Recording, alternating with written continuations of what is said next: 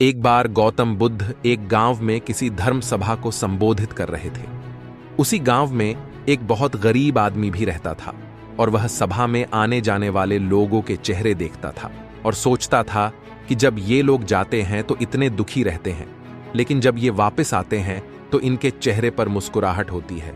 वह गरीब आदमी वहीं सड़क के किनारे रहता था और उस गरीब ने सोचा कि भगवान बुद्ध सबकी मुसीबतों का हल निकाल देते हैं, तो क्यों ना मैं भी अपनी बात उनके सामने रखूं। ये सोचकर गरीब व्यक्ति भी निकल दिया और वहां जाकर उसने देखा कि सभी लोग लाइन में हैं और एक एक करके अपनी समस्या बता रहे हैं। भगवान बुद्ध उनकी समस्या का समाधान हंसते हंसते कर रहे हैं।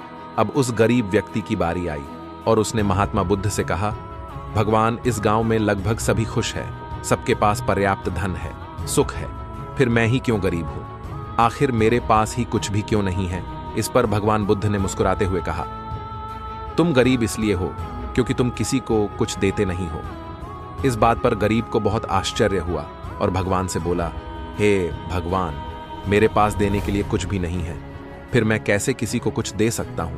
मेरा तो खुद का गुजारा ही नहीं होता, फिर मैं किसी को भला क्या दे सकता हूं? भगवान बुद्ध ने कहा, तुम बहुत अज्ञानी हो।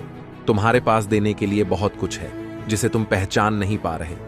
तुम्हारे पास देने के लिए मुस्कुराहट है जिसे तुम लोगों को देकर खुश कर सकते हो। तुम्हारे पास मुंहन है, तुम मुंह से 2 मीठे शब्द बोल सकते हो। भगवान ने तुम्हें हाथ पैर दिए हैं जिससे तुम लोगों की मदद कर सकते हो। ईश्वर ने जिसे ये चीजें दी हैं वह इंसान कभी गरीब नहीं हो सकता। गरीब होना तो सिर्फ तुम्हारा एक भ्रम है, इसे निकाल दो। यह सिर्फ तुम्हारी कल्पना है। इंसान जैसा सोचता है वैसा ही बन जाता है, इसलिए तुम भी ऐसे ही बन गए हो। भगवान गौतम बुद्ध की बातें सुनकर गरीब व्यक्ति बहुत प्रसन्न हुआ और मुस्कुराता हुआ चला गया। इस कहानी से आपको भी शिक्षा मिलती है कि इंसान का दुखी होना, गरीब होना। दोस्तों, ये थी भगवान बुद्ध और एक गरीब व्यक्ति की कहानी। आपको इस वीडियो से निश्चित ही कुछ अच्छा सीखने को मिला होगा।